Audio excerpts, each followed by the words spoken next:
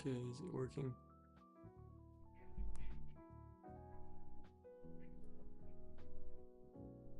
Hello, it's me, I'm back.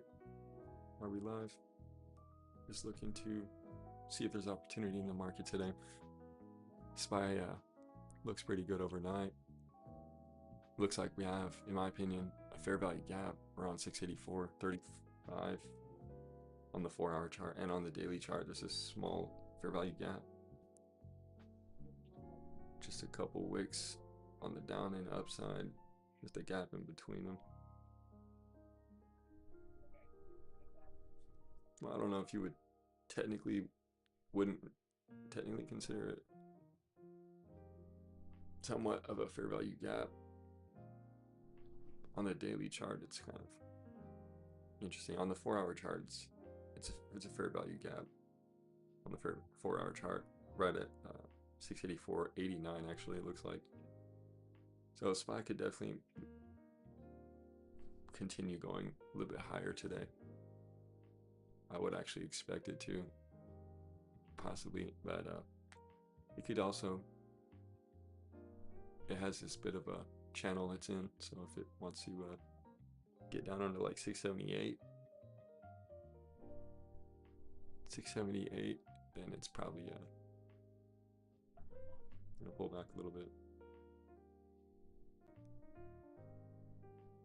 Okay, let me see, make sure everything's good.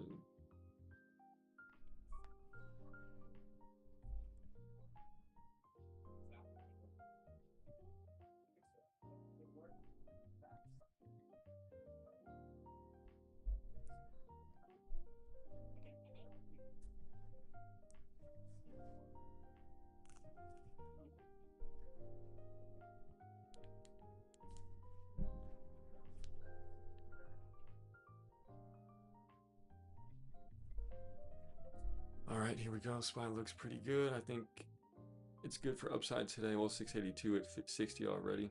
Yeah, so you can fill that gap really fast here. So I would like to trade. I would take, like, the only opportunity would be to take 687 calls here for me with the $50, but I want to be a little bit more patient. It's been like 30 minutes in the market, but we'll see if we break out above, we get a clean break above the high day. 685 will be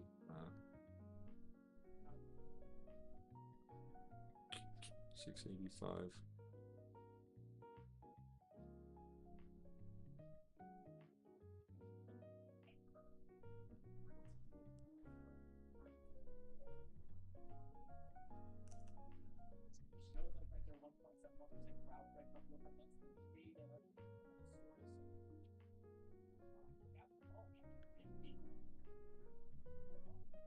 Yeah, we break high day,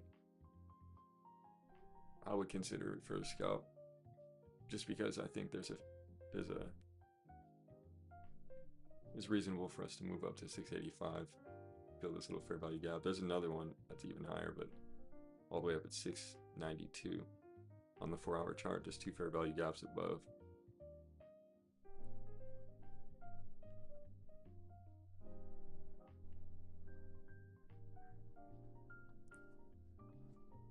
From the end of the last week of February.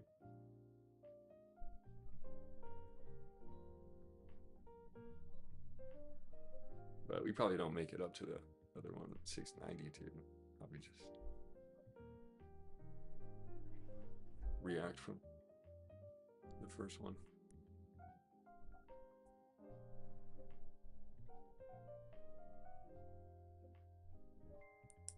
Let's see if there's opportunity in the market today.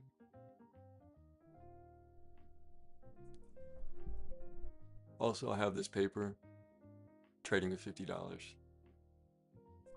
to kind of guide and describe what I'm doing and how I'm going to do it and where it's going. How to trade with $50.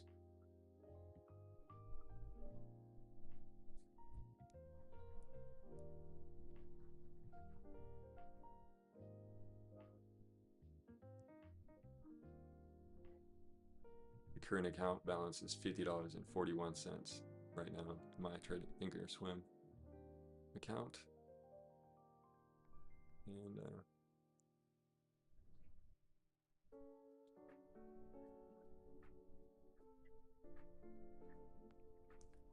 we'll get into that. Let me see what's going on this morning.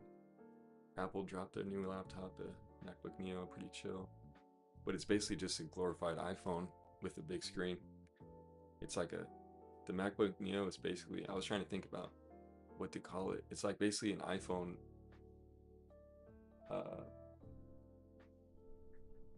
It's basically just a giant iPhone with a MacBook case, with a laptop case, basically. It's pretty cool though, actually. I would actually get one.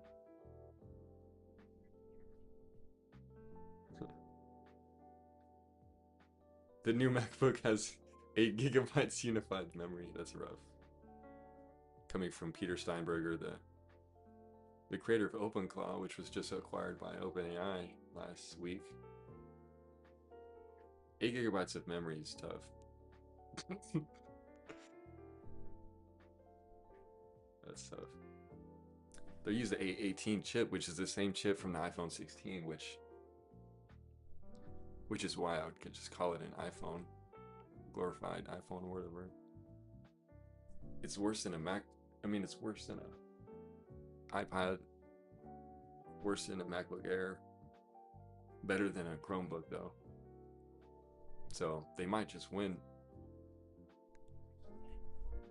They might just win some school contracts. Who knows? It might work out for them. I did predict that Apple's going to $300 though in a couple months, which this is partially the reason why I was predicting that.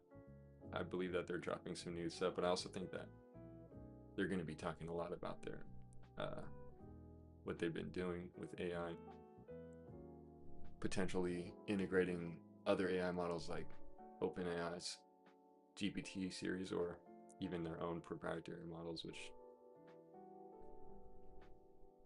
I'm really skeptical of.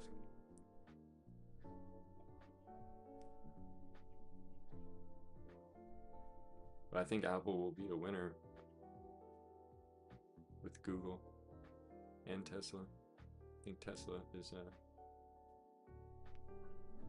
very underrated.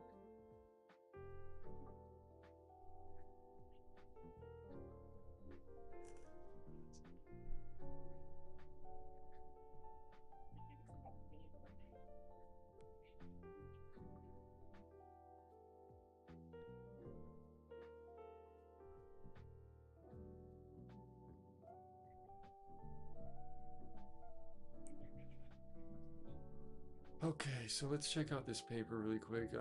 Trading with $50. Let's see what's up with that.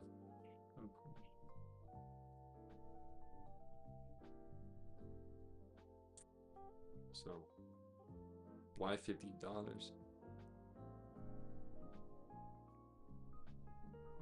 let's see. I'm just gonna read this real quick. I'm still looking for SPY to break high today, which is right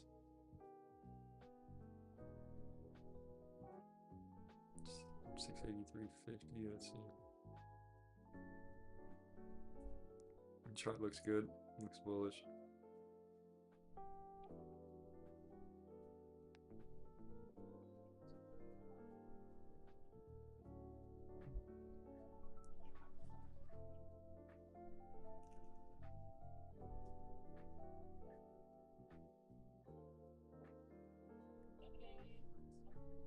So.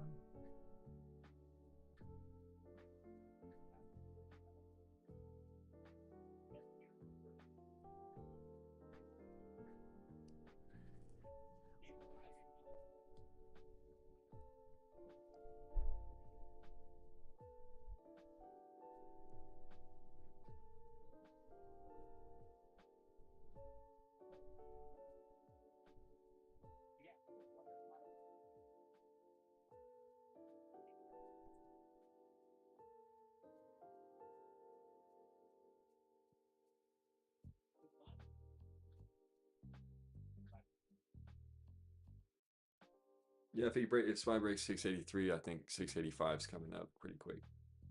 That's pretty much it.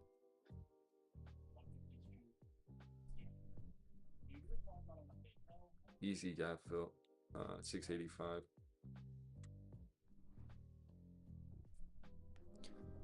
It's real tempting to take 687 call right here. It's perfect at 49 cents, 51 cents, but I'm probably gonna miss it, and that's fine. I'm totally okay with that.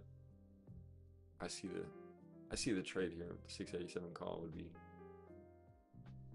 the lower risk opportunity right now. See, it would already be up 10%, which is cool, but I'm not in a rush to enter trades right now.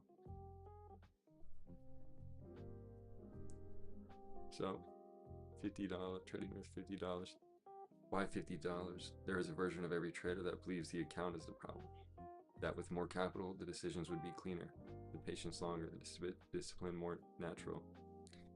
And that's what I believed for quite a while, but it's not true. Having more capital doesn't endow you with some sort of mind state, profitability, or capacity for it.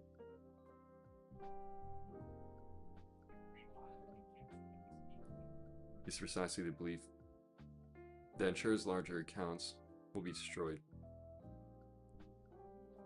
just as efficiently as you would with a smaller account. The size of an account does not produce discipline. It reveals the discipline already present or the absence of it. Starting with $50 is not a constraint to work around. It is the most honest possible starting condition, starting enough starting capital to be real, small enough that failure costs almost nothing, and structured so that only meaningful output is the quality of the decisions made within. What $50 demands is the same thing $50,000 demands. Plan executed without deviation, a loss accepted without escalation, and a process treated as non-negotiable regardless of outcome. The amount changes, the requirement doesn't. Begin here. Here's where the truth of your trading is cheapest to discover. Looks good, breaking 683 on SPY, boom. Go ahead and send it. All the way to 685, it's happening.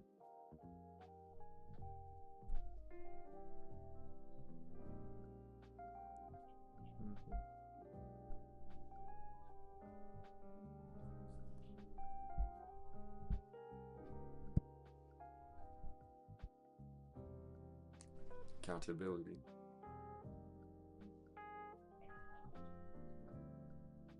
The only ledger that matters is the one you keep with yourself. Every deviation is recorded there, whether you acknowledge it or not.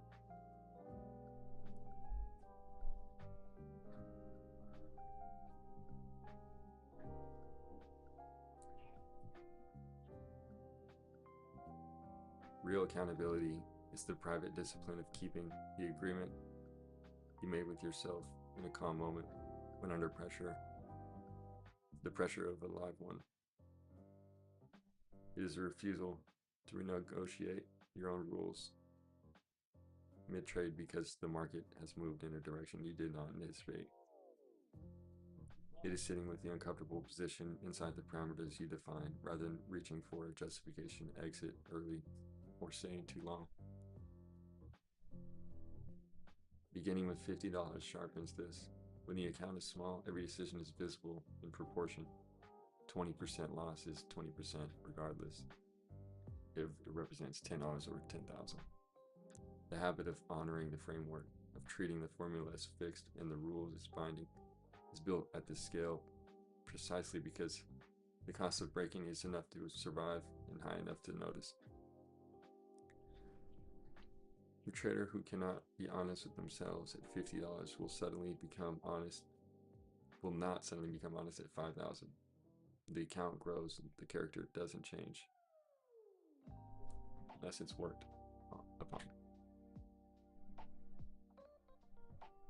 So the practice then is this: to every session before the next one opens, a single question deserves an honest answer. Did you do what you asked, what you said you would do? Not whether the trade made money, not whether the setup was correct. Whether you executed according to plan you held before the position existed. So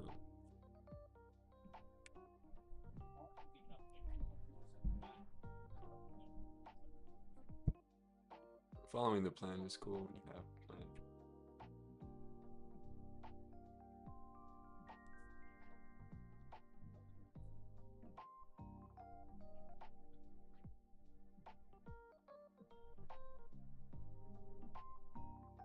So this is the risk model for trading options here.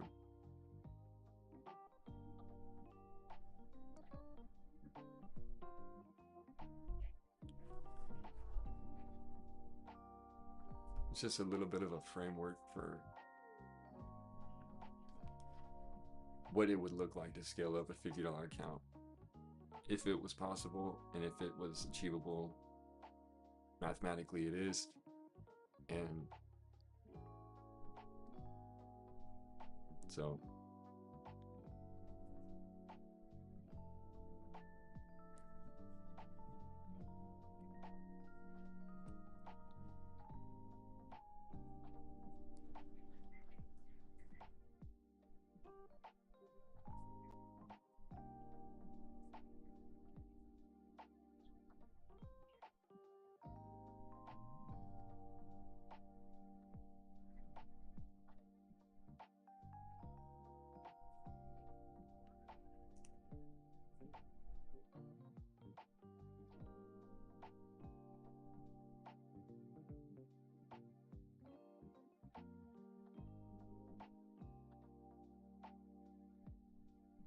all right, looks pretty bullish.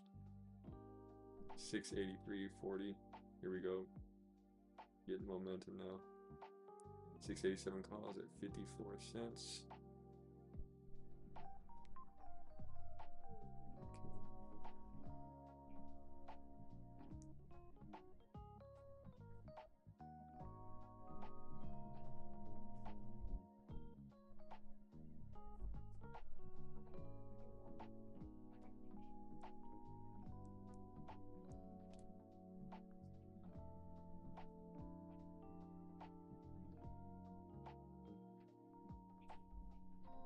Hold up, let me go. I got a Celsius. Let me go open it. Oh, the market's gonna be ripping.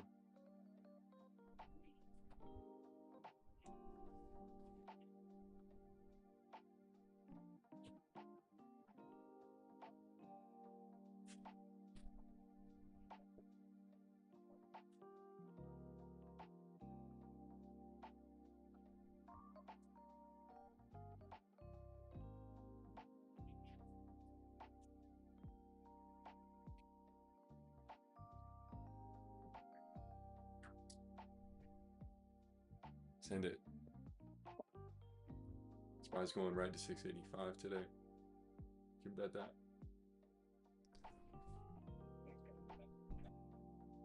It's not financial advice though. I'm just here to demonstrate what it looks like.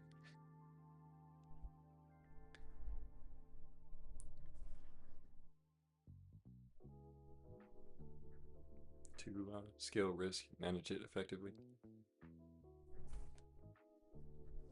About to break 684. There we go. 687 call, 20%. That would have been the whole trade. I would have been done. I would have already been out. It's only 10 bucks, but the only reason why, because actually what's on page 7, 8 of this paper here is about time in position is probably one of the most underrated signals or indicators that traders ignore while they're trading. They don't realize how long they're in a trade. They don't realize how short of a time they're in a trade, and they don't realize why, per se. They don't have a plan for their exposure of time. Well, I guess time and exposure are kind of one and the same, but they represent different things.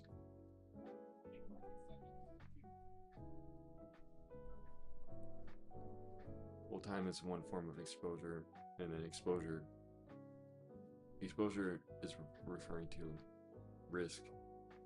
So how much risk are you taking versus how much time are you spending? And those two together are quite an interesting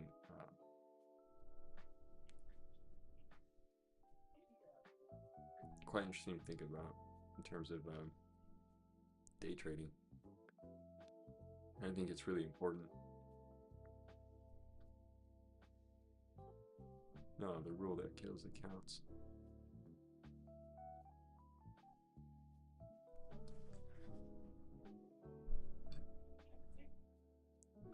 So the dynamic risk model, let's go ahead and look at this while the SPY is moving. Standard professional accounts risk 1 to 2% per trade. With $50, that's 50 cents to $1. A figure too small to trade any real instrument of meaningful size. A fixed professional model applied to micro account is not conservative, it's interoperable. The solution is dynamic scaling framework that begins permissive and tightens with precision as the account grows, mirroring the psychological shift that must accompany each new level of capital. Options are an instrument of choice here because they are by design instruments of defined risk and asymmetric potential. The premium paid is the maximum loss. The structure of the trade enforces the boundary that most equity traders must impose on themselves through discipline.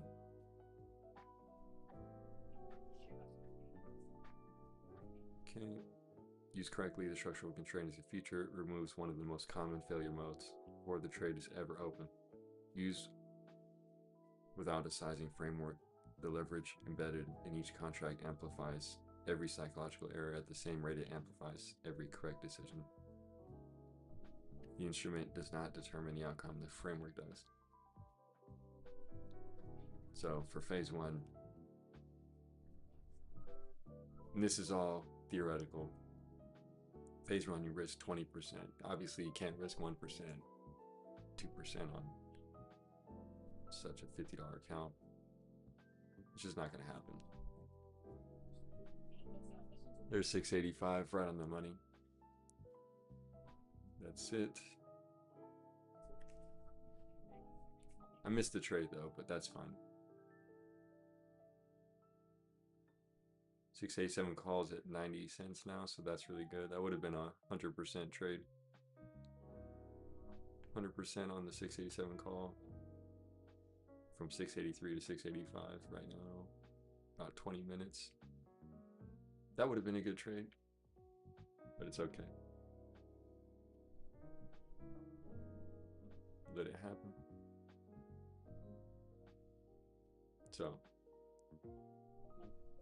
you're risking 20%. It's only $10.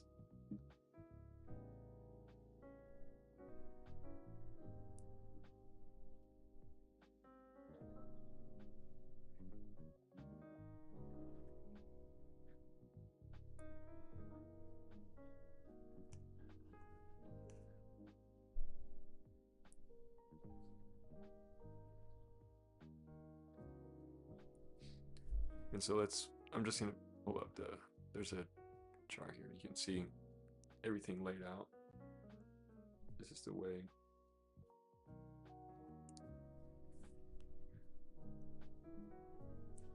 It's the method to the madness.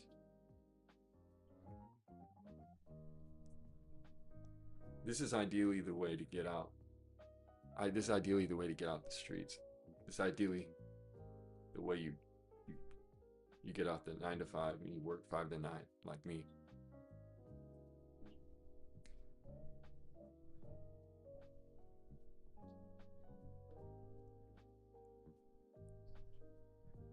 Okay. What a move on SPY. Beautiful. Very good. 685.28. It's nice to see the contract almost at the money when it was like 6 strikes out.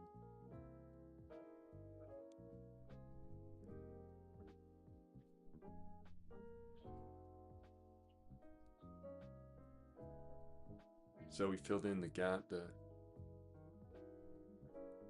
filled in the 4-hour fair value gap so far, the first one. Now there's another one actually that's at 692. But I doubt it's going to get above 688, which is where it was on Monday. The high day on Monday. We rejected 688 and then dumped over 10, about 10 points. Or no, over 10 points, like 12.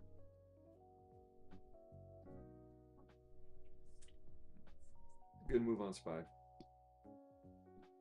Unfortunately, no trades for me today, though. It looks like, as much as the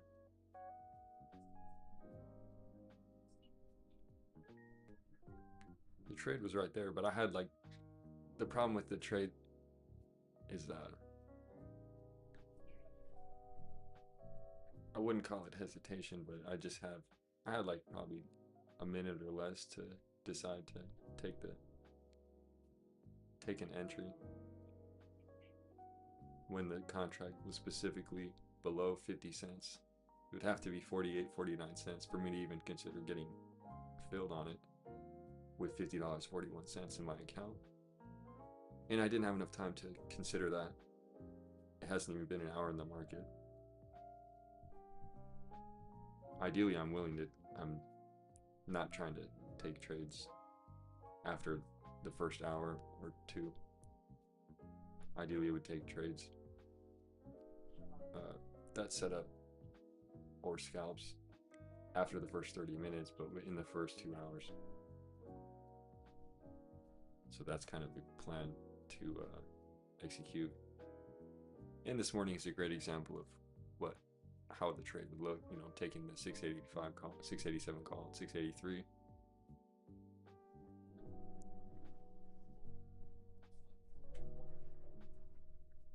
Oh, when we broke out of the 683 level, which was important there, and then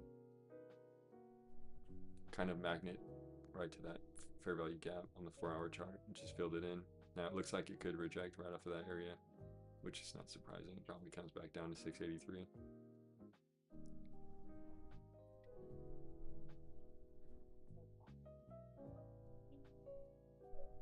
So that's the let's see, what's on the next page? So this is the formula. This is how you can calculate your risk with options with this kind of strategy.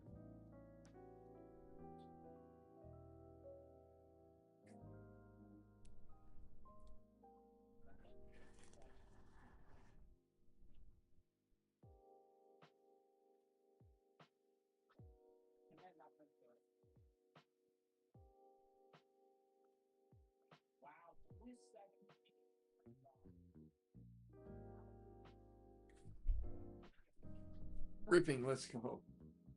Beautiful. Very good. 686 almost? Okay, nice. Contract's barely over $1. It's 100% trade though on the 687 call. 50 cents to $1.10. It's going in the money section. I'll be surprised. We go all the way up to 688 today. Oh, excuse me.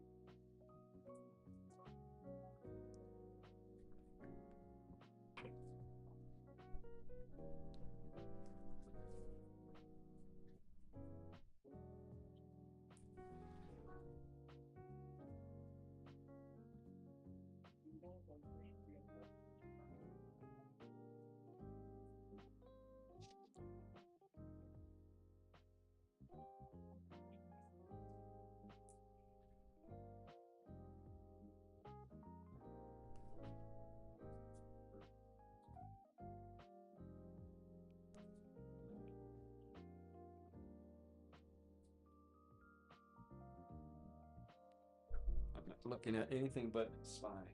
Okay. I'm only looking at SPY. That's all I care about right now.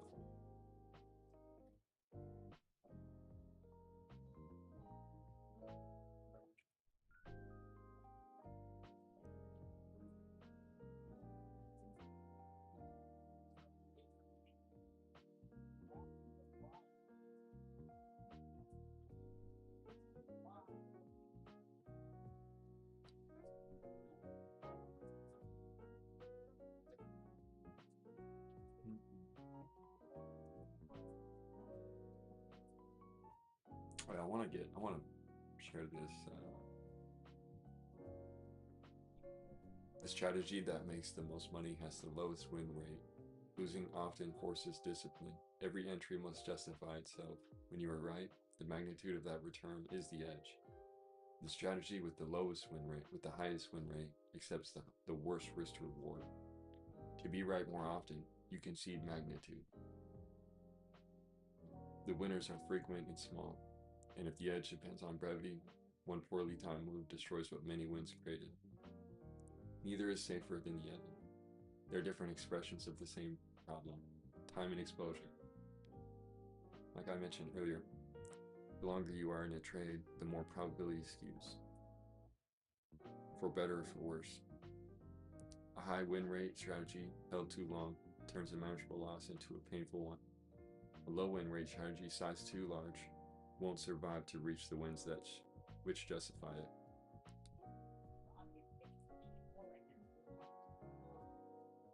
And finally, the right size keeps you in the game. Holding onto the wrong position removes you from it. Pretty decent, pretty decent.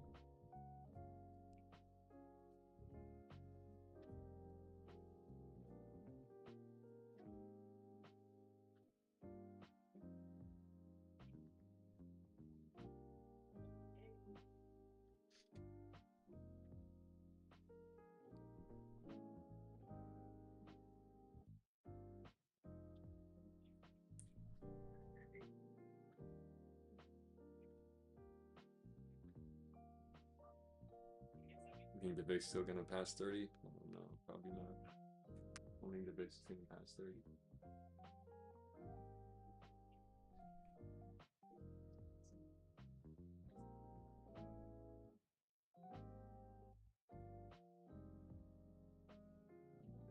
Okay, that's just a post that I was making yesterday. I wanted to share there.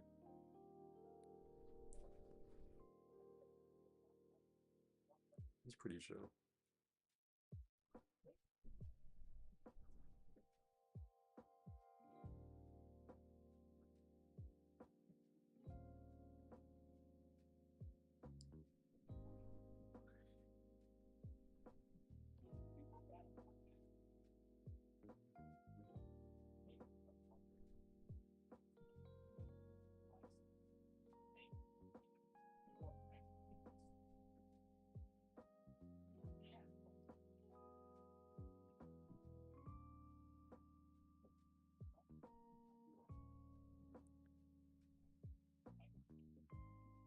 Everything is so fucking transactional now.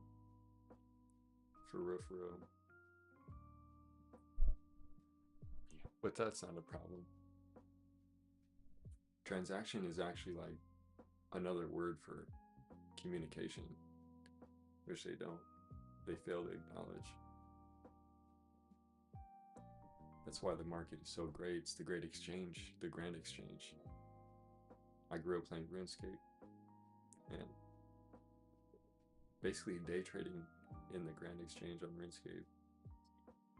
Like selling people stuff and trading people stuff, and it's the best memories in RuneScape. Back in the day, before I got banned for cheating.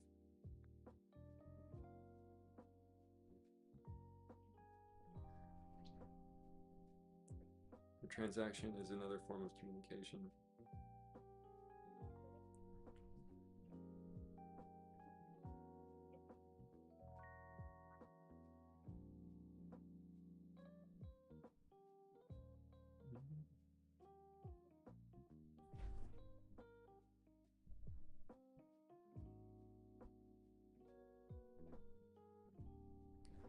Ethereum up 10%, 2100. That's nothing. That's nothing.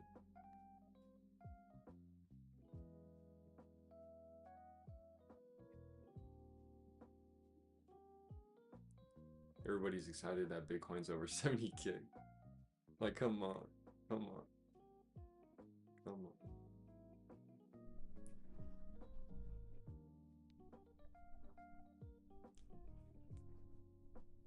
They're surprised when it hits 70K, but they'll be like, I told you so when it hits 315K. I told you it's going to a million. Oh my god, 70K. 5% on the day. Wow. Trade that with leverage. Compounding your wealth. Bitcoin is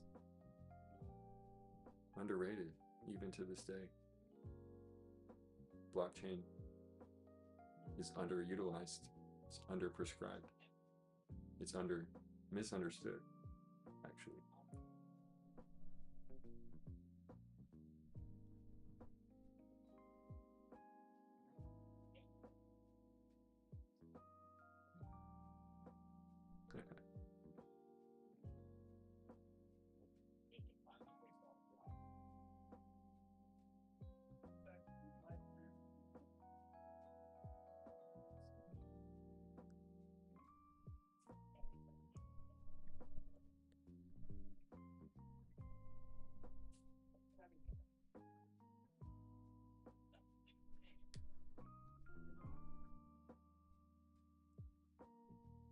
Well, it seems like a boring morning. There's not really much going on. Like, I don't really see anything really that interesting happening.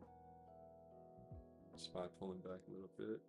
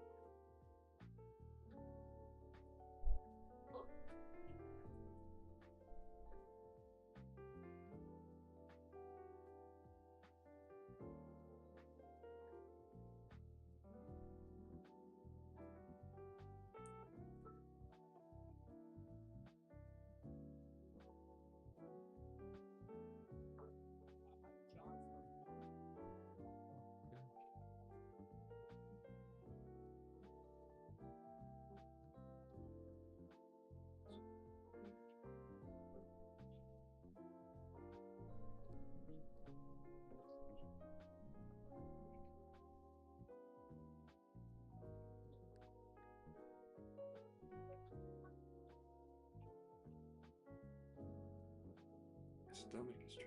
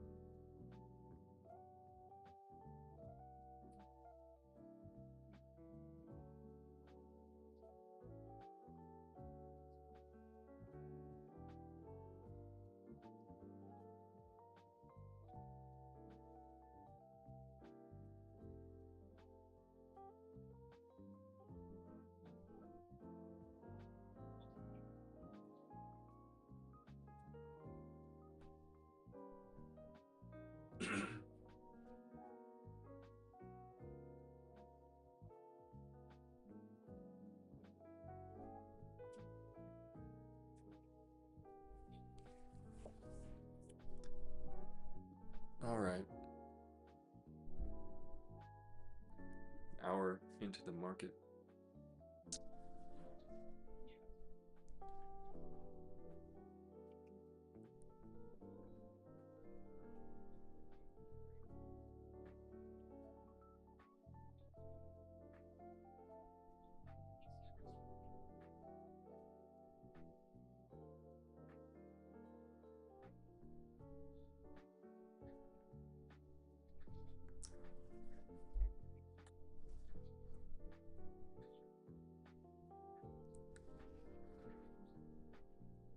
All right.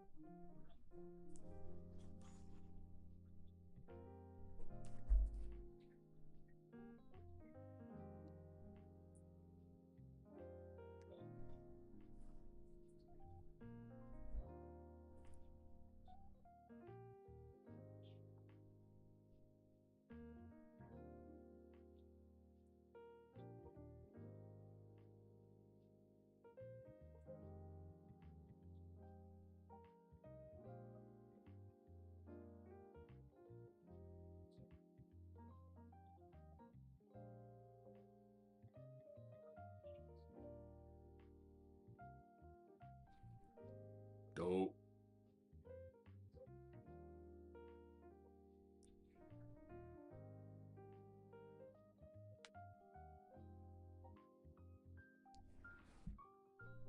Okay, who's buying Bitcoin today? Who's buying Bitcoin today? I know someone is. It's at 72,000. It's up what, 6, 7%? Who's buying Bitcoin today? I don't know. What about Solana? I seen Ethereum's up 10%. What about Solana?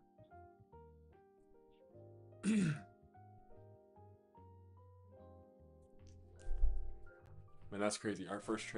My first trade today on SPY could have been 100% trade, even though I probably would have got out way quicker than that. But that would have been really nice. We'll do it again tomorrow and watch. We'll do it again tomorrow. Probably take a trade tomorrow. Be more likely to take a trade tomorrow after this morning. I feel a little bit better about taking the first trade. The first trade is the most important one. But the first trade is the lowest risk, the lowest. Well, actually, you would say like the first trade of a $50 account is the lowest risk because it's only $50. But in theory, if that account were to last and make it where I plan to take it, then yeah, the first trade matters the most, because if you lose the trade with $50, then you'll never make it to 50,000. You'll never make it anywhere. So yeah, the first trade is the most important, the most impactful, the most critical, the most risky, actually, even though it's the lowest dollar amount. And that's the thing, is that's the psychological concept that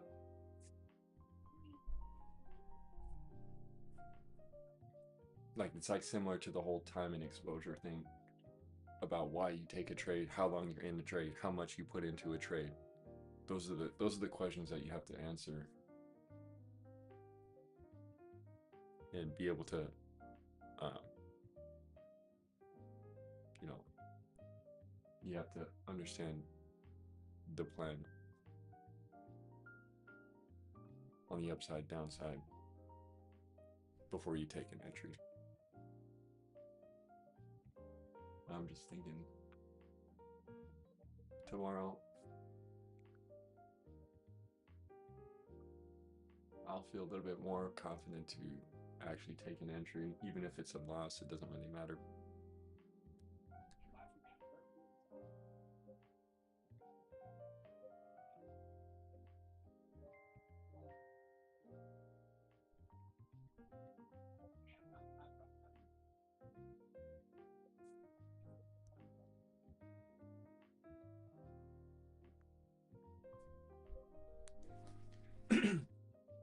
Okay.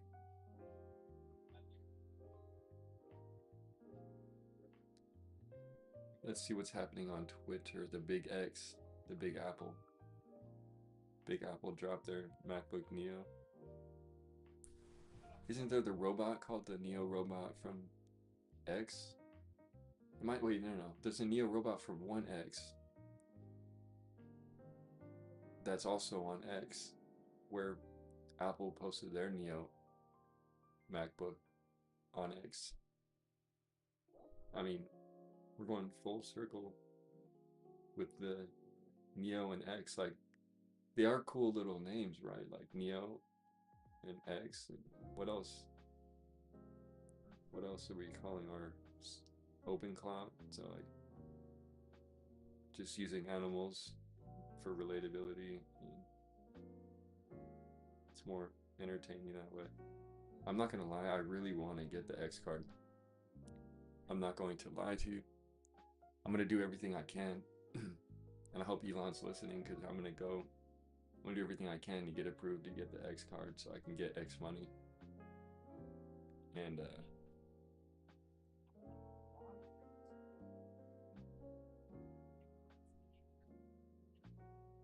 I just want to have that credit card that has the big X on it. I don't know. It looks pretty cool. I have the Robinhood card, and I really like it. It's my favorite card. I keep using the Robinhood card every day. It's a gold card. It's a cool one. And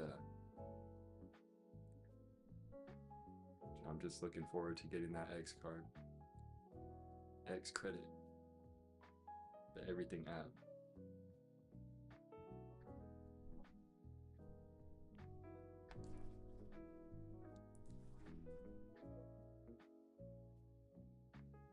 Okay, I tweeted about win rate in risk reward, a bunch of words, so to help you make money. So go ahead and go read it.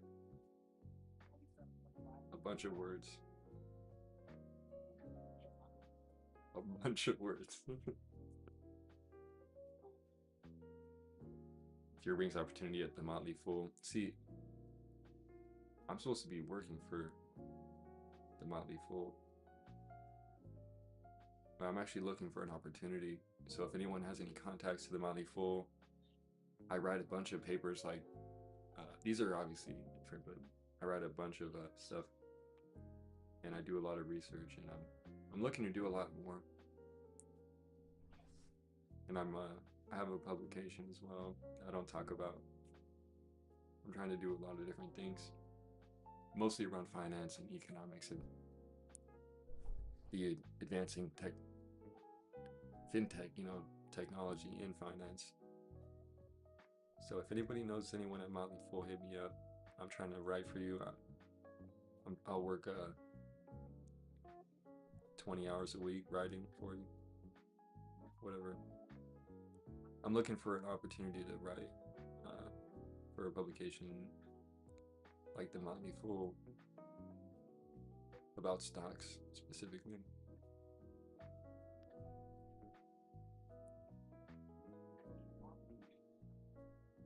Does anyone have any good news?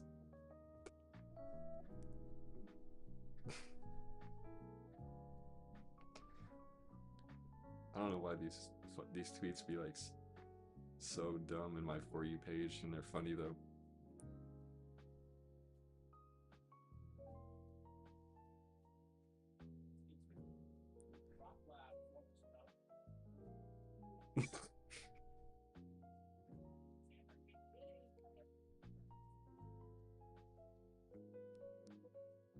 What's up with Michael Saylor and his orange pill?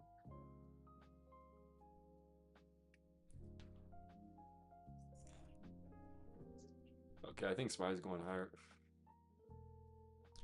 It's probably gonna bounce, and then it's gonna go towards 687, and it's gonna do the same exact thing that it did an hour ago.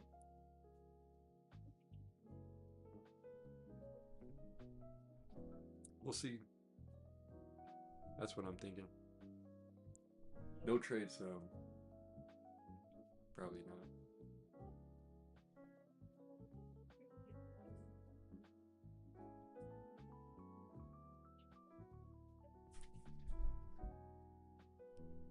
this whole thing is good.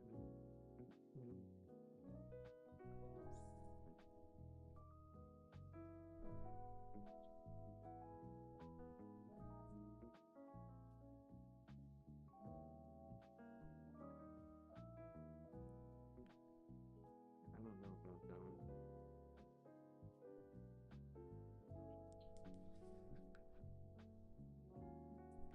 one.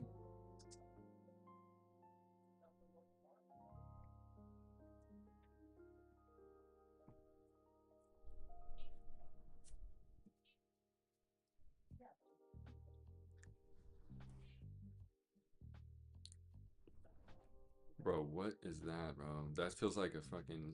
Oh my god, this feels like a possession. Trump appointed White House Faith Office senior advisor preaching holy war. What even is that, bro? This is like. That's scary.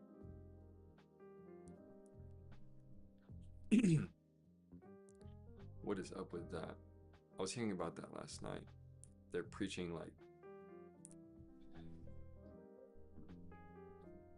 Preaching about the war? I don't know about that, bro. I don't know if I agree with that. I disagree with that. They have, I don't know, they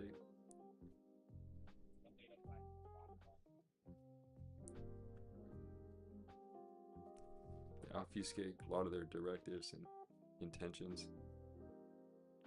It's hard to say what's what.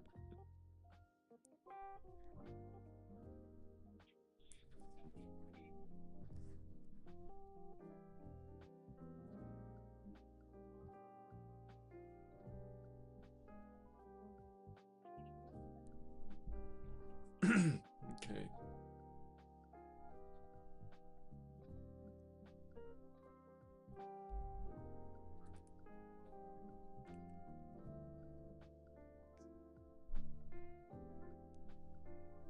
The prophet is the process that makes progress.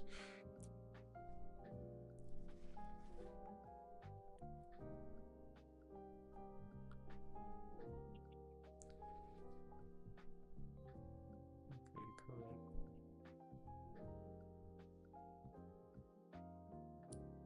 Well, it's almost 8 o'clock. 11 o'clock Eastern.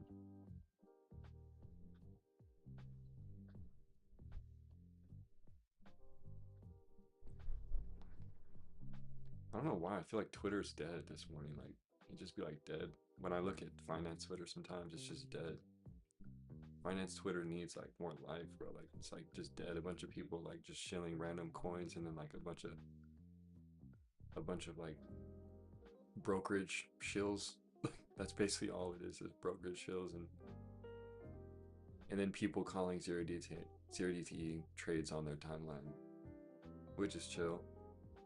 and then and then random thoughts on the For You page.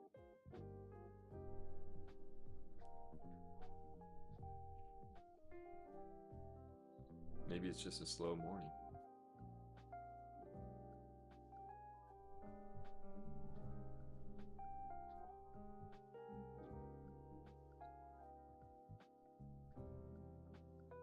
Uh,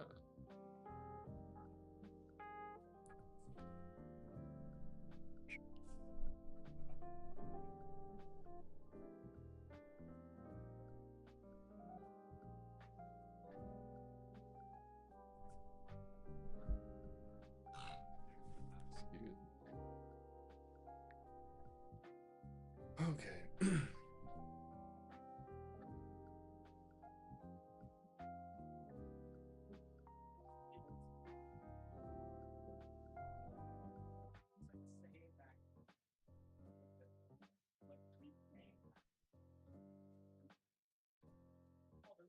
Nah, for real.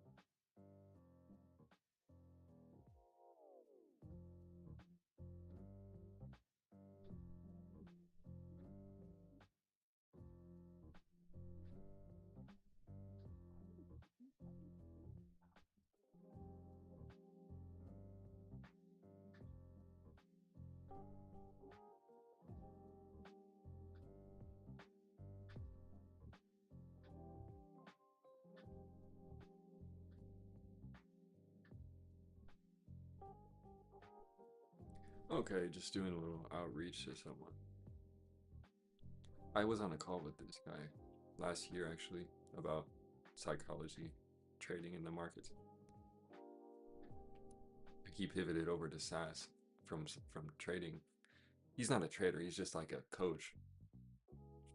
But he pivoted from trading psychology to software psychology in building for solo founders or startups, which I thought was pretty chill, interesting. I'm interested in a lot of those things as well, and I'm looking to make friends with anybody who cares about software or hardware and wants to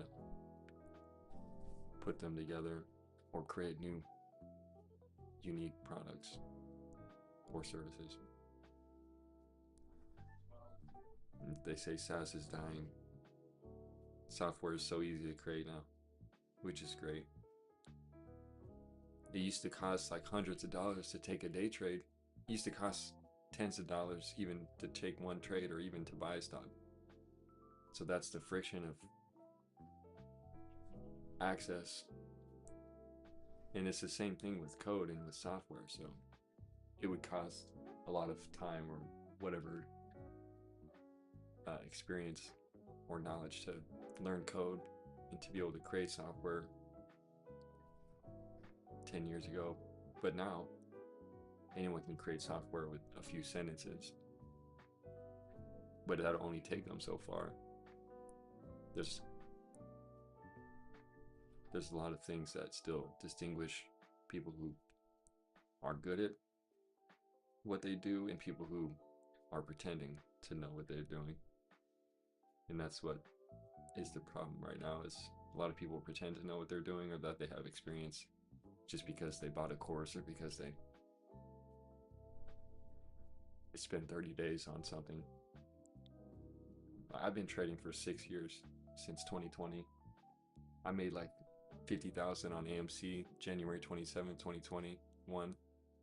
And then June 2nd, 2021, I also made like 30,000 back on AMC back in the day. But they squeezed on those specific days. And that was 5 years ago. And I've been studying trading and planning ever since then. And so I feel really confident that I know what I'm doing in the market, that I have experience, that I'm able to synthesize all the information at my fingertips and within my consciousness, and to make better decisions that I wouldn't have never been able to make even a couple years ago. So that's why I'm here doing this and demonstrating what it's going to look like what it looks like to go from nothing to something. $50 is nothing. And trading is really, unfortunately, less about discipline if you do it right. And it's more about your own behavior and psychology, the way you systematize your decision making and the way you organize your intentions and the way you execute your plan and follow up on the things that you promise to yourself. That's the most important aspect of being a trader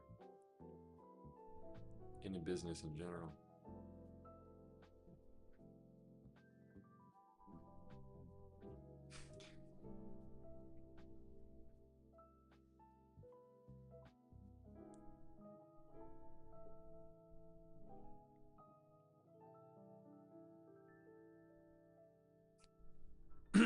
Okay, C-SPY's gonna go for a new high day.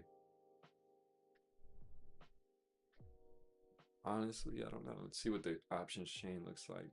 Probably nothing, but we got an hour until lunch. That's the only thing.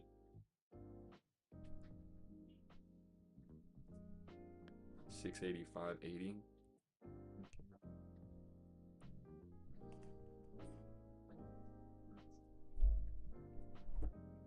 looks bullish.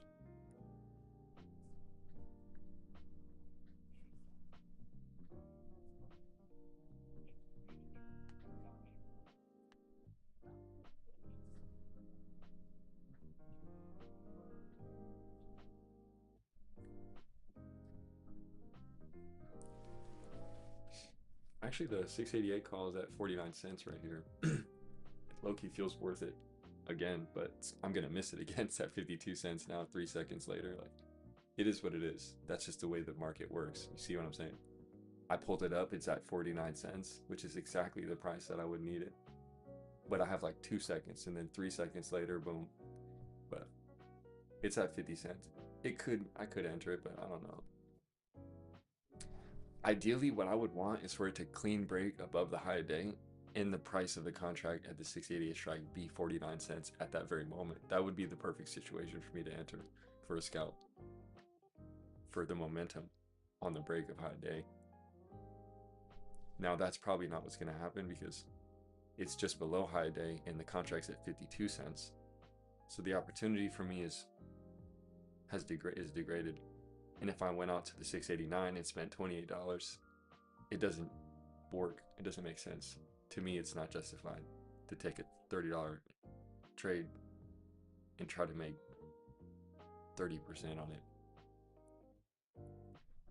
and then be $3 out the money before lunch. I'm just not interested in that right now. I'm looking to stay as clean as possible. The trades that I'm going to be taking are going to be very intentional, and I'm not going to waste time with any trade. I'm not going to be attached to any position or any direction, any bias. I'm only going to trade momentum. I'm only going to trade reactions, and I'm just going to capture. I'm going to capture portions of candlesticks. That's about it. Look at that break of high day. Boom. Candle 688's at 62 cents. That's already a 10% or a 20% trade right there. So the same exact trade that I took this morning, we're taking again. Called it twice. And I think if we do go to 688, then it'll be the same trade. It'll be another 100% trade twice in a row, which is quite nice. But I missed both of them, but for good reason. So I'm not worried. It's all in the game. It's just practice. But I do have a live account with $50.41. That's not messing around. Doesn't seem like much, but we'll see. A month from now, it'll either be nothing or it'll be like 500. We'll see.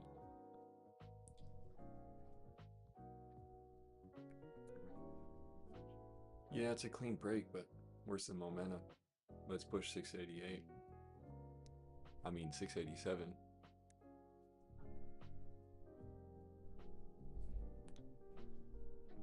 Okay, so we missed a trade. Let it go.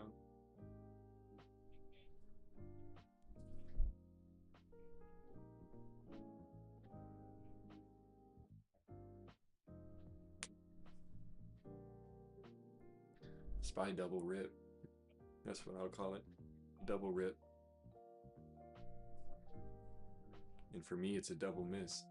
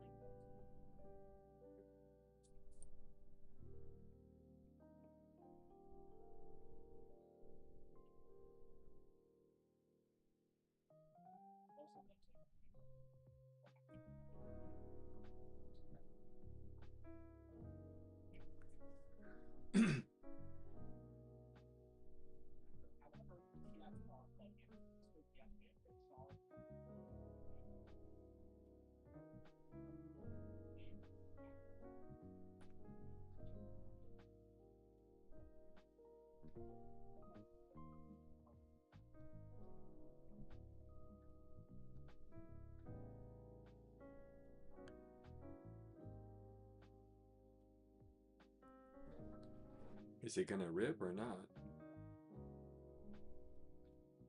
There's a new candle. 5-minute candle.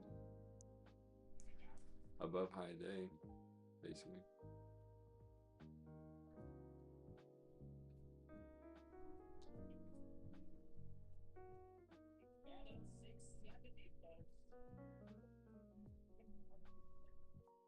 Six, seven.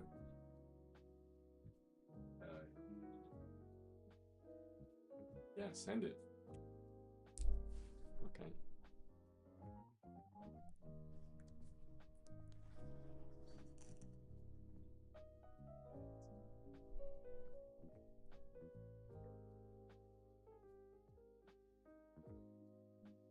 Let's see if that works. No, we're just gonna reject off the high. I don't think so.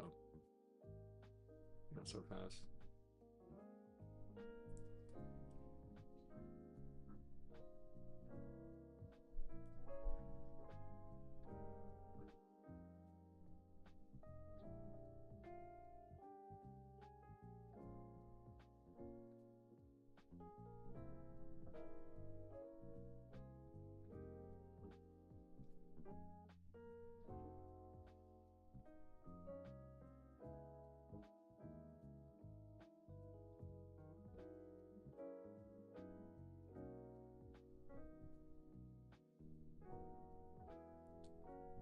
It's gonna go higher, just watch. It's gonna go over 687. At this point, it's holding above the gap, the fair value gap that we created on the 4-hour chart over 685 area. So we're going to 687, and if anything, the other fair value gap is at 692, I think, on the 4-hour chart. So we'll see. We may hit that tomorrow and reject off of that 692 level tomorrow. Would be definitely possible. Wouldn't expect it to go any higher than that tomorrow. I'd be surprised if it did. More than likely, it probably either goes back down tomorrow or it hits that level and then rejects right back to where it is today.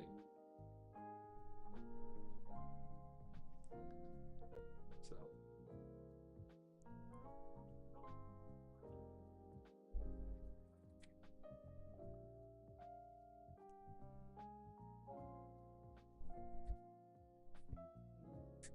well,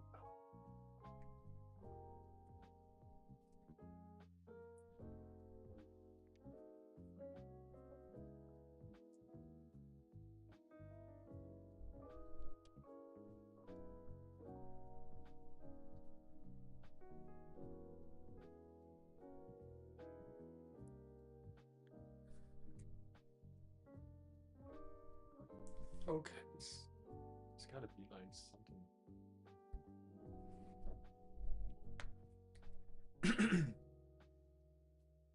Doge above 10 cents, that's nice, man. Doge is kind of cooked. I'm still holding some Doge, just for. I've been buying Doge last year because I think that it's inevitable for Doge to hit $1 at some point. Which people have been saying that for a long time. All the way up until the SNL skit where Elon went on SNL in 2021, I believe it was, and then Doge hit like 70 cents, 69 cents, 72 cents, and then it then it dumped all the way. It was the top on SNL. But I still think that Doge is just the name of it holds some type of weight. But that's pretty speculative. I like the Department of Government Efficiency. I know Dogecoin has nothing to do with that, but I probably should sell my Doge.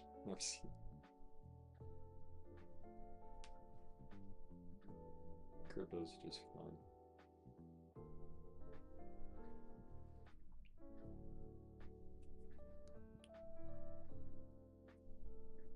Well, if Doge hits $1, then shit, what is that? Fucking 10x from now?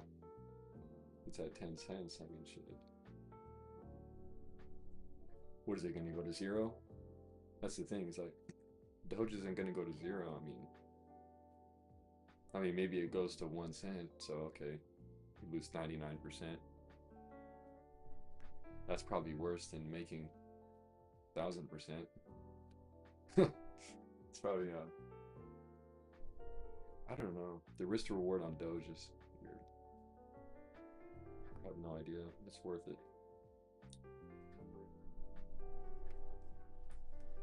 You know, the opportunity cost may not be worth it.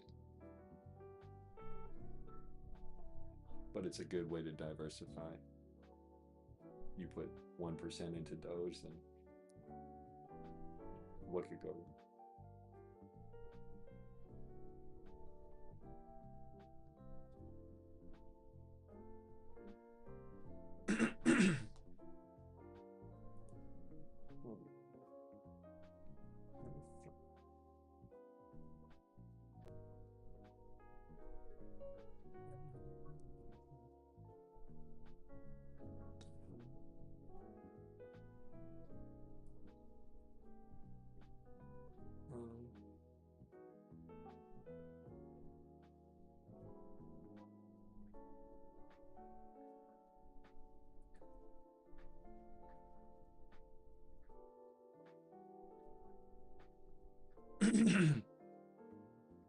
Shoot.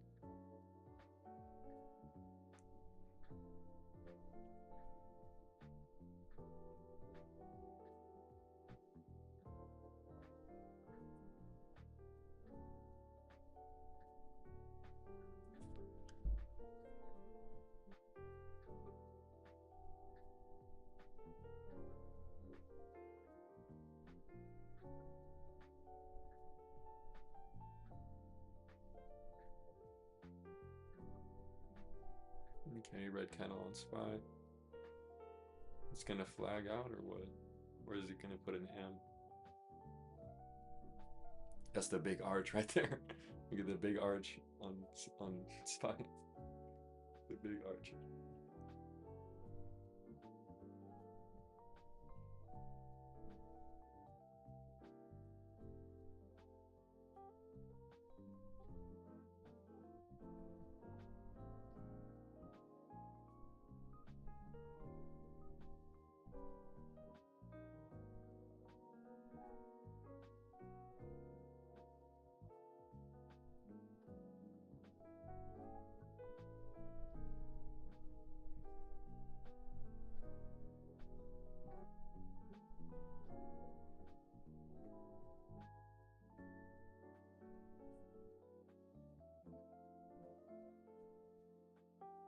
SPY lost 685, so that's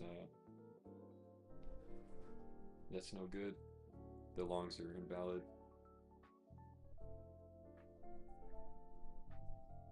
It doesn't mean it won't flag out, but you don't want to be long run up.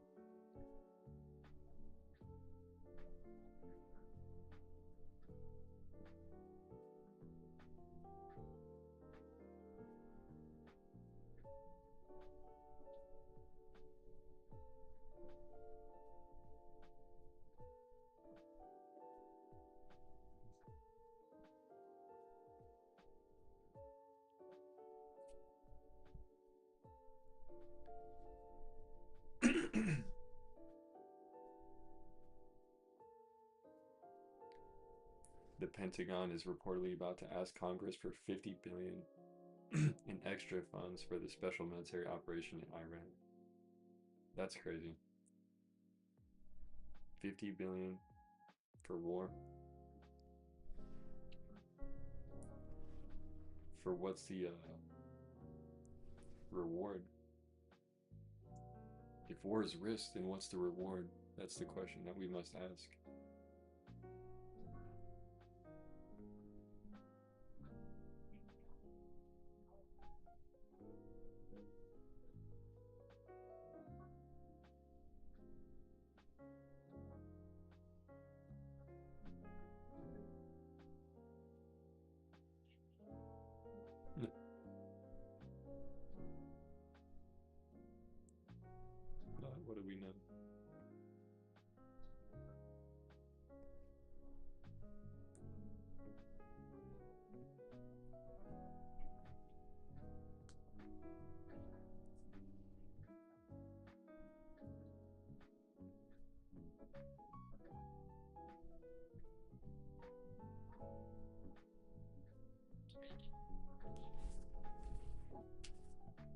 want to get the new MacBook Neo, even though it's just an iPhone. I don't know why. It's just like everybody's gonna want to buy it, bro. If I want to buy it, then shit. Because I don't know. I feel like everyone's gonna buy it.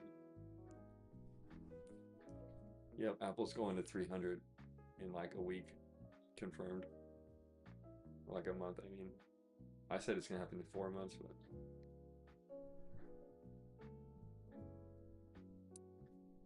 they probably won't actually go higher until they mention proprietary AI models or on-device AI models or another partnership with an AI model developer. And that's what I'm expecting to happen to Apple over the next couple months.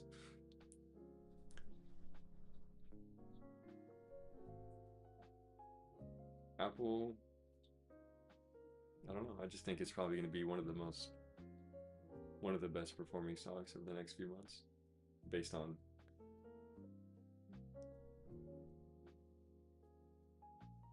them releasing new and long-awaited releases.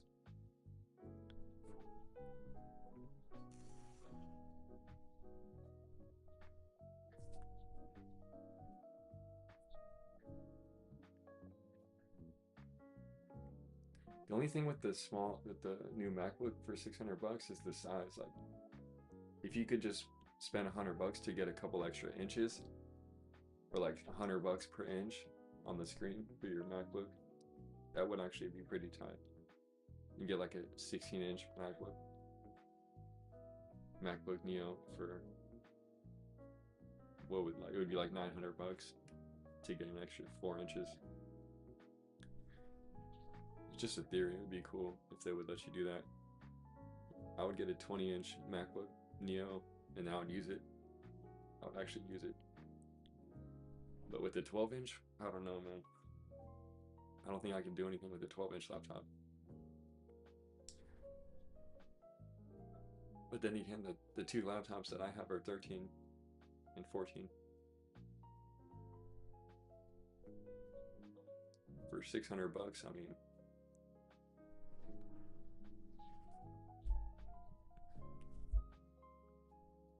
who knows?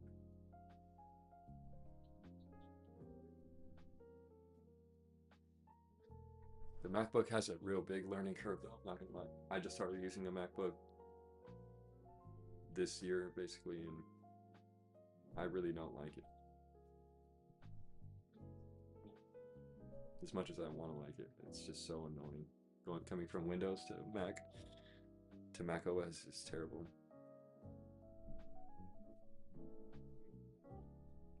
God, Apple needs to just hire me, bro.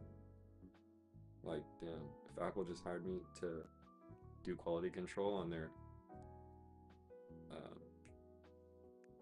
I don't know what the word is, on their quality control on user interfaces.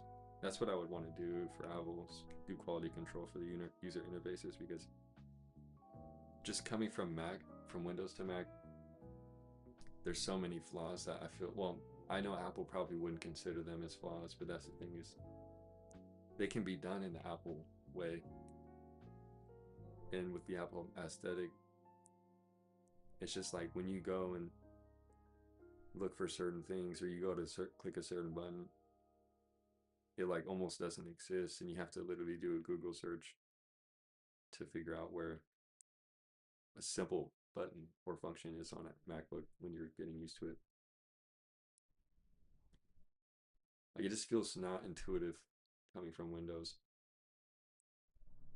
but that's probably just the way, because I'm used to Mac or Windows.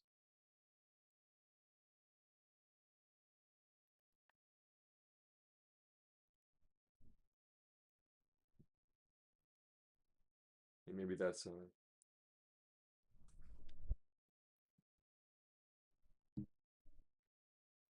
let's switch the music.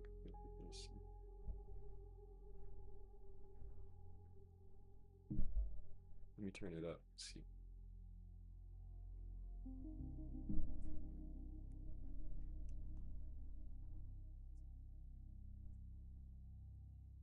Well, lunch in 40 minutes. Probably get off soon. No trades today again. 3 days in a row, but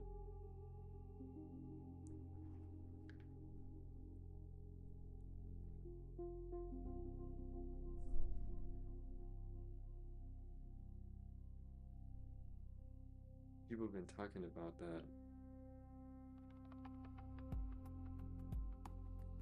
melanotan peptides. I've been hearing about that a lot. People say, oh, it's so good, it makes you tan, it makes you blah blah blah. I don't know about like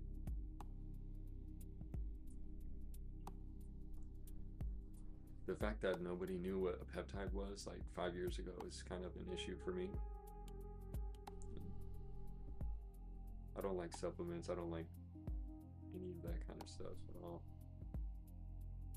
I'm actually plant-based. I don't eat animal products at all except for honey, basically.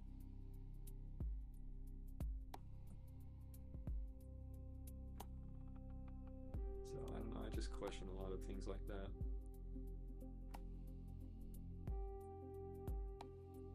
They say it has bad side effects as well. I don't know. I don't trust any peptide. I don't trust any medication even like that. I mean, I trust medications, but I don't trust like health maxing supplements and like health maxing stuff like that. There's a risk to it. There's unknown factors, you know. These are just like different compounds or forms of chemicals. I don't know.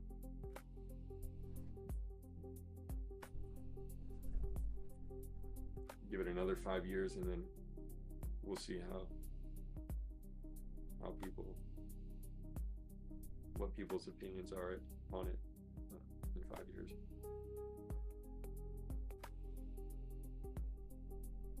Will peptides be a thing in 5 years? That's the question.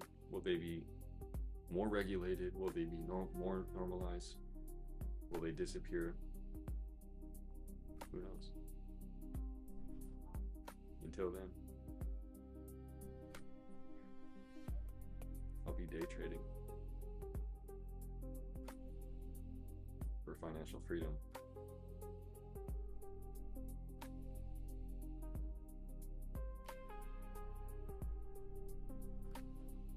No pun intended.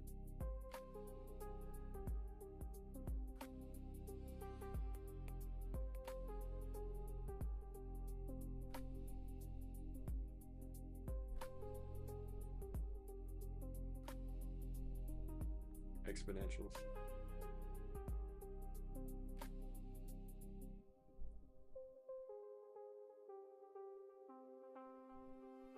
Yep.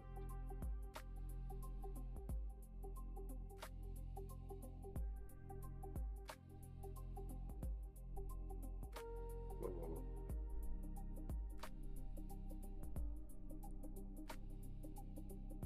Come on, Elon, if you're listening, bro, send me an X card. I don't know, I need X money, whatever it is. Sign me up. Sign me up. You said it's gonna be big. X money is gonna be big an hour ago. Yeah, I believe it.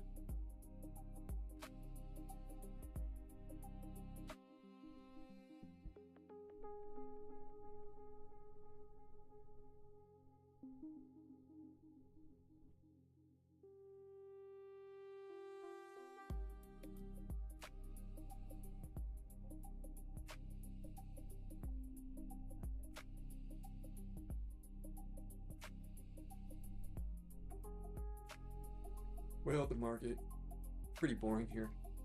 8:25, 11:25 EST.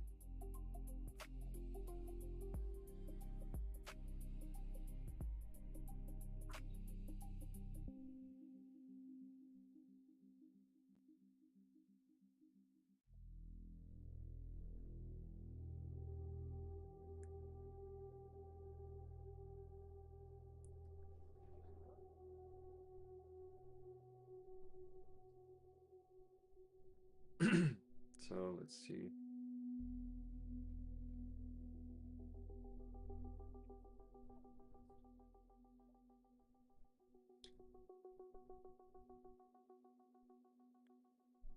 SPY is only about, I don't know how I measure this one.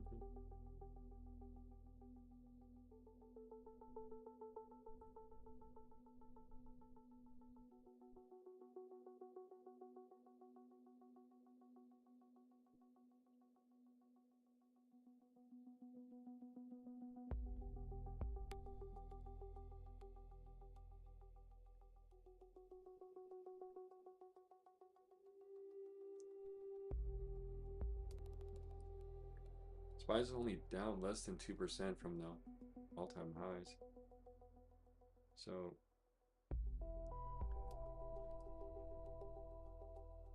this entire wick on the daily chart on SPY from yesterday could just be a liquidity sweep, and tomorrow we can go to 692 gap fill. Like I said, there is somewhat of a fair value gap, some type of fair value gap on the daily chart at 692.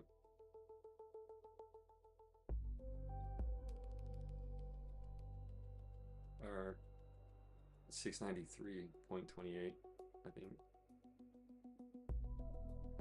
And SPY could actually just go right back to all-time high and hit 700 by the end of the month.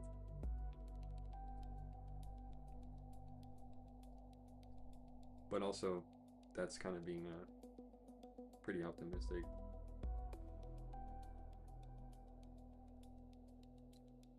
I just don't see much downside, even though it looks like there could be downside with the way the larger time frames look. But with everything in context, I think it may be more likely that we actually go higher.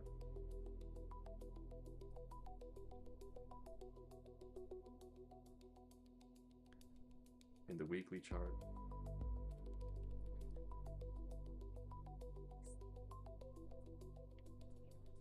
it's the same thing, but we're definitely at a resistance. 687 to 693. It's going to be the range for tomorrow, probably, at least for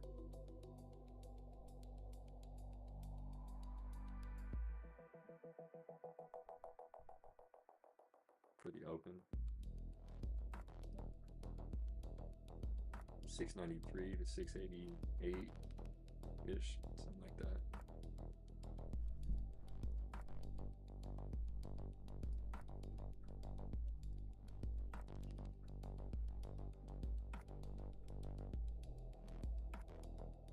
The chart's bullish.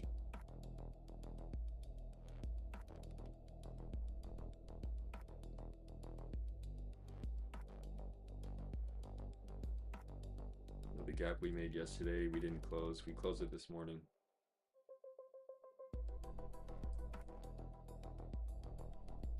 Overnight gap.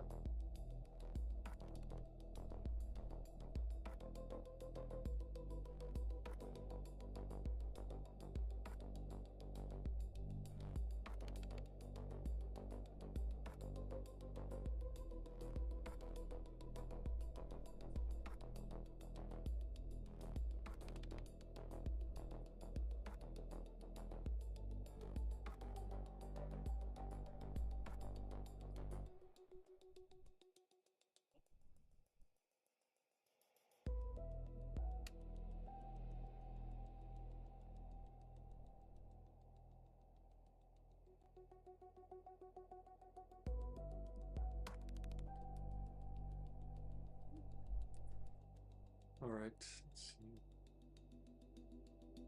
30 minutes till lunch. SPY double rip. Looks like it's still incoming.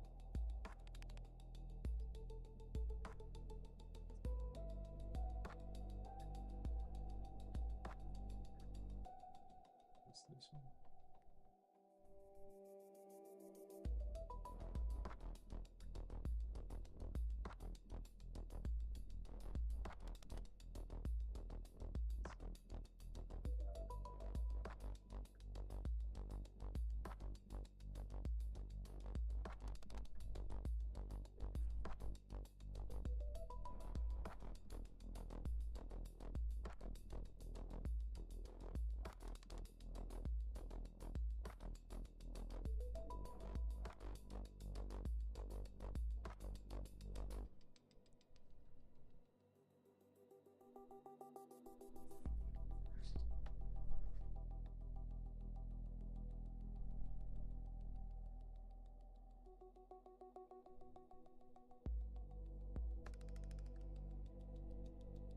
Yep, flagging out.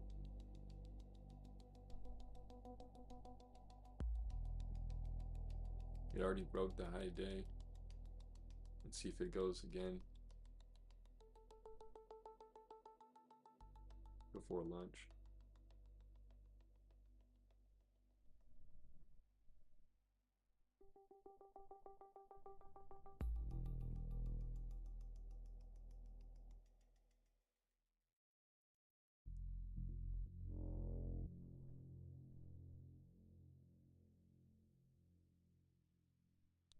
Alright, I'll just send that. That's fine.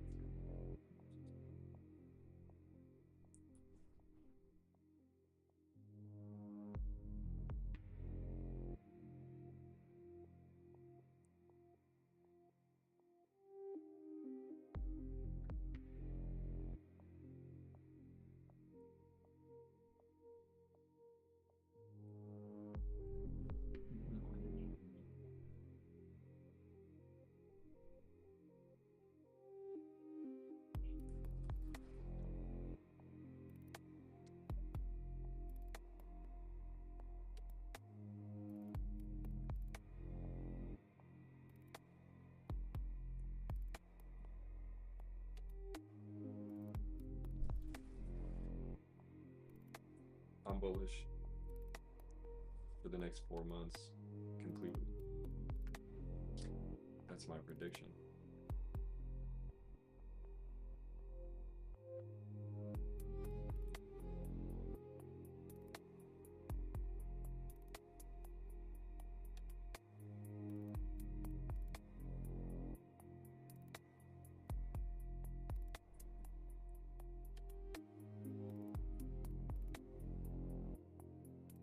Holy shit. Bro. You should look so.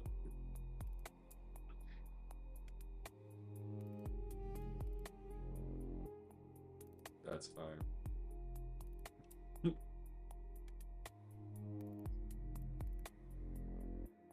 Holy. Bro got the fit on. Ralph Lauren, J. Crew, Gap socks.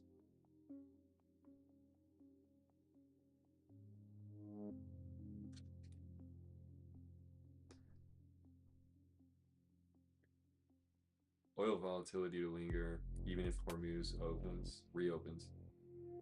So the Strait of Hormuz is still closed. Oil markets will remain disrupted even if shipping resumes through the Strait of Hormuz. U.S. support as has eased some upward pressure, but markets still factor in regional infrastructure and logistics damage. Prices, freight rates, and refining margins could stay volatile for weeks, despite resumed traffic. Well, yeah, obviously, of course.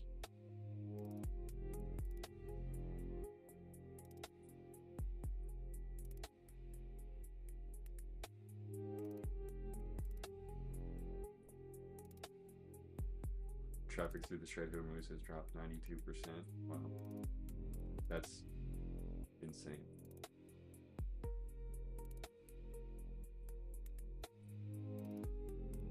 And how much is oil futures out today? Actually, they're down 1.3%, but oil futures are up 12% in the last 5 days, which is basically since the thing happened. 5 days. Yeah. 1 month. This isn't even. yet.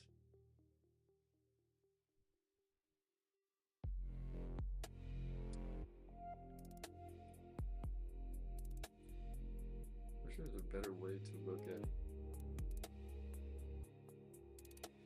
I know there's a better way to look at this.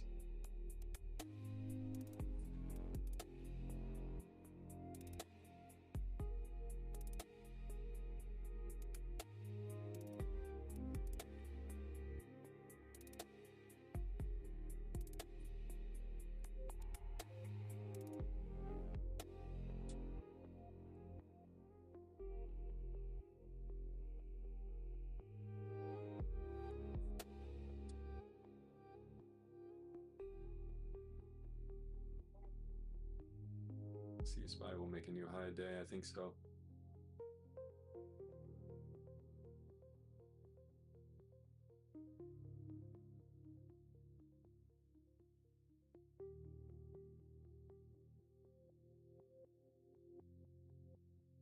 Okay.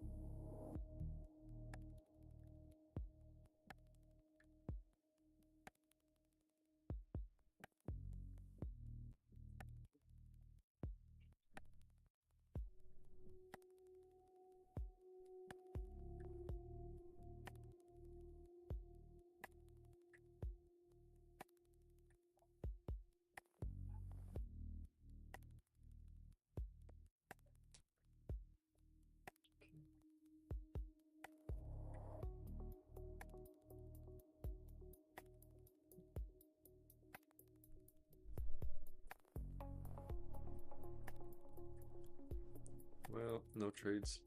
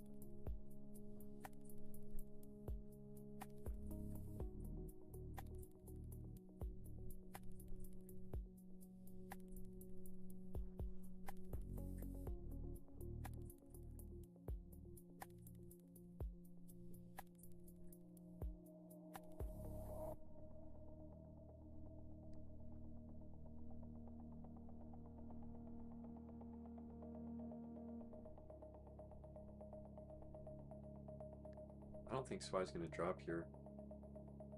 I wouldn't be short, but that's just my take.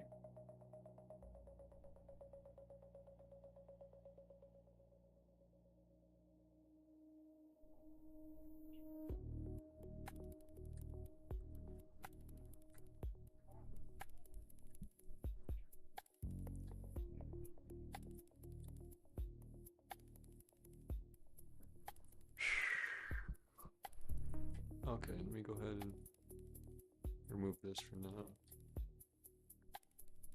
I'll finish reading that paper tomorrow. I wrote it a month ago. Finish it tomorrow.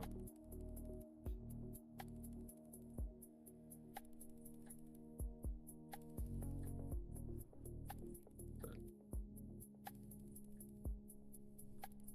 that will be the framework for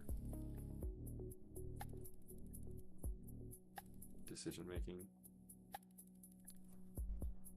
and risk management.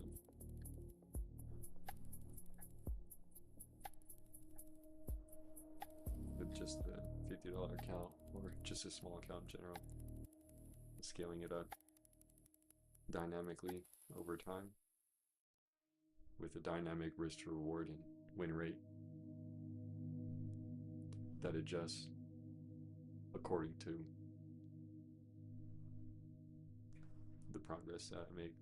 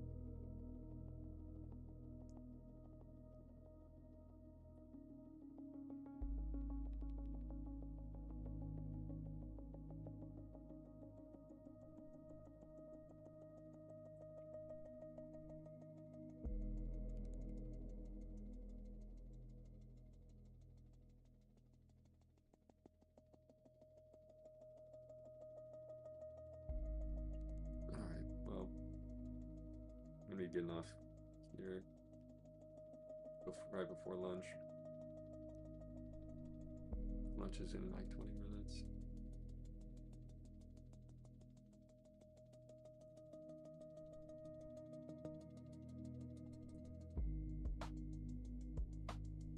I've got to finish writing this. I'm writing an essay, an enlightenment essay, and I've got to finish that.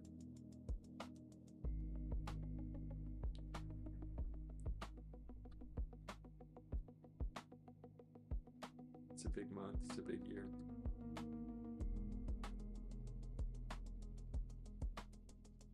I'm going all in.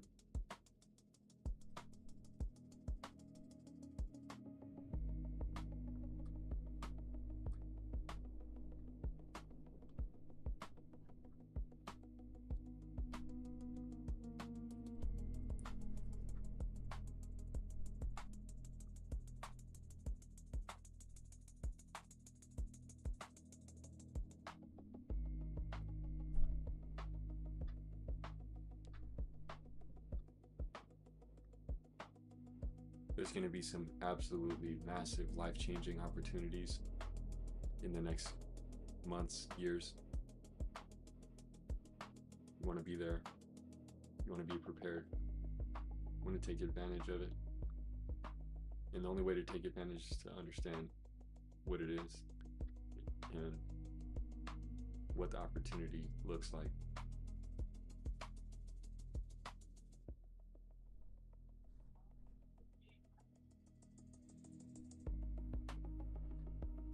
The opportunities, the best opportunities, the easiest opportunities are sparing, but they're so obvious when they happen. Well, at first they're obvious looking back, like SMCI, for example. I'll just give one example. SMCI, a couple of years ago. And there's plenty of other examples since then, and even up until now with the memory stocks like SanDisk and MU. I called MU in 2022 when it was at like $97, and that was right when ChatGPT dropped, and it was just a great coincidence. Now MU's over $400 and made an insane move. I didn't capitalize on it though, even though I called it and predicted it 3 years ahead of time.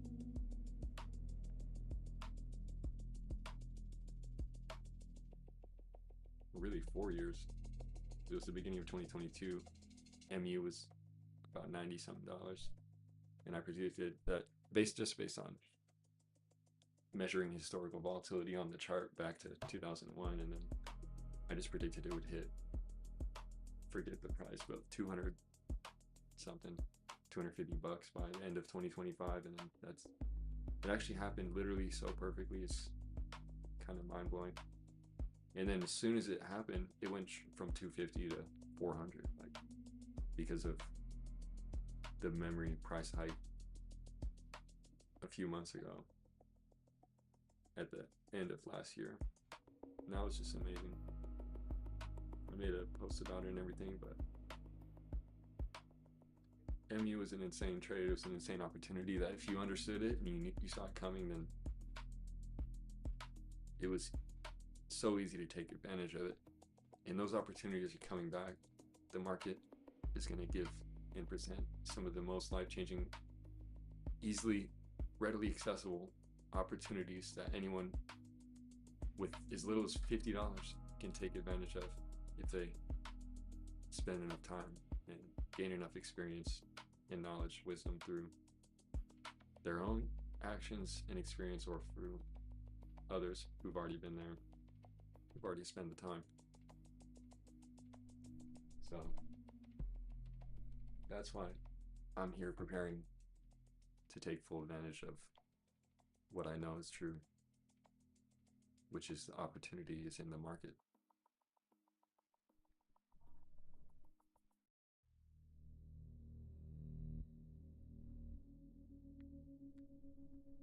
And because I want to go full time on finance, and that's my goal with all of these things that I'm doing, writing about finance, publishing finance papers, and writing them for my own personal plans.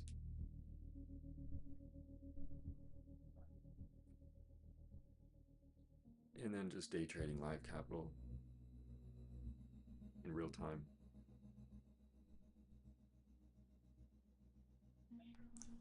Fuck prop firms.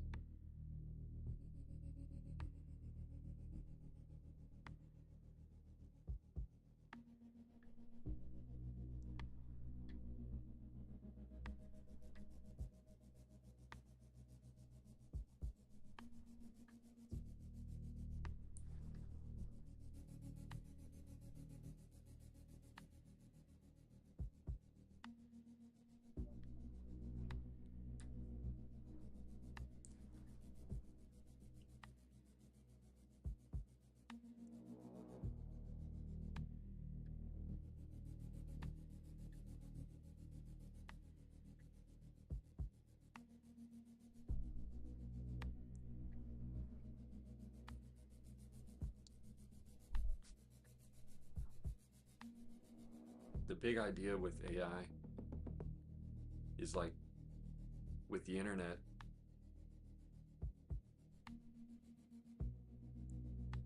the internet commoditized communication and connection in a way, but AI and the efficiency of productivity boom that we're about to experience, some sort of reindustrialization.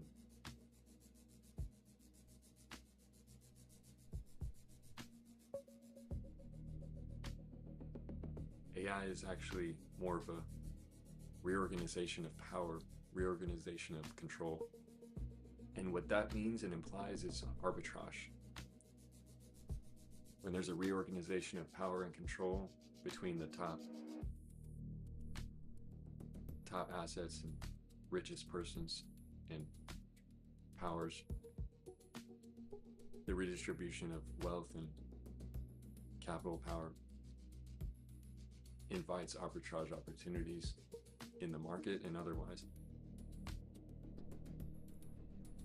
And that's what I mean by massive opportunities, life-changing opportunities that we can't necessarily predict are coming.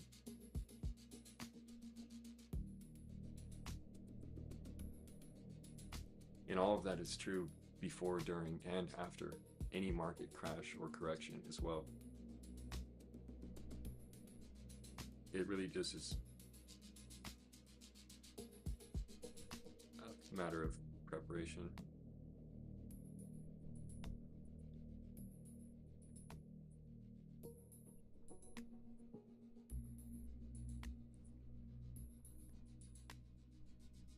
And then after preparation comes concentration. You need to choose the vehicle which will grow your capital, or choose the positions very wisely and carefully.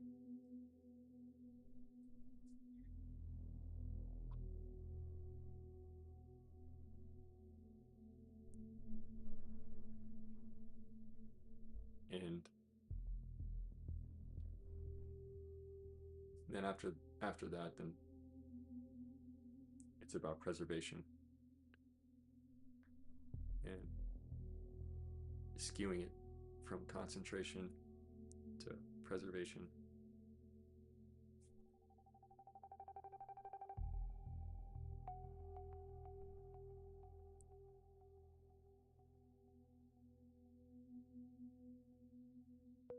Okay, lunchtime in 8 minutes. Not really anything happening.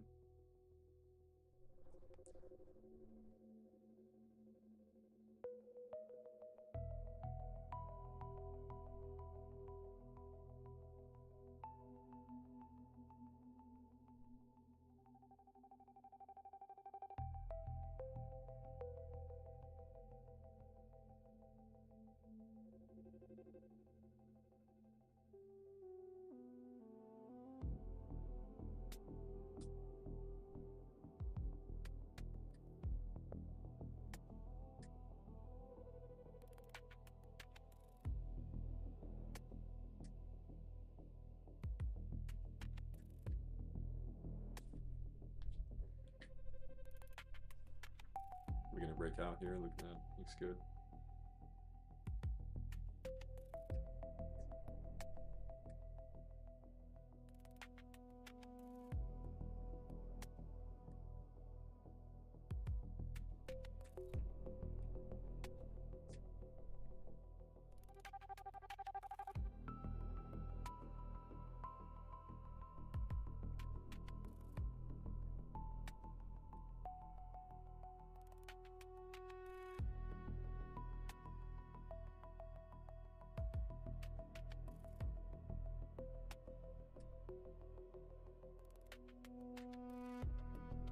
Everyone's worried about Anthropic, but they forget that we have OpenAI, we have xAI, we have Gemini,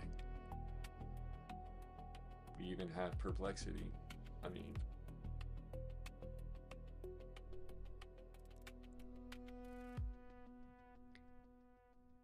they can't all dominate. They can't all serve the same vertical.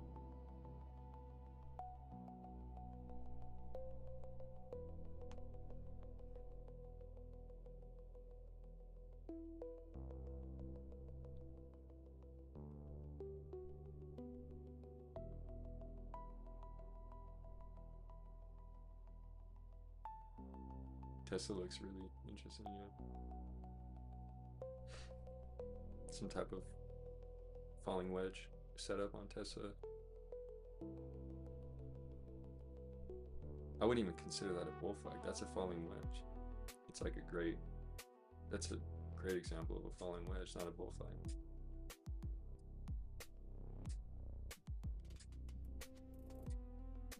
Only thing I'm trading is SPY though, because that's the way. And I won't consider changing that at any time soon.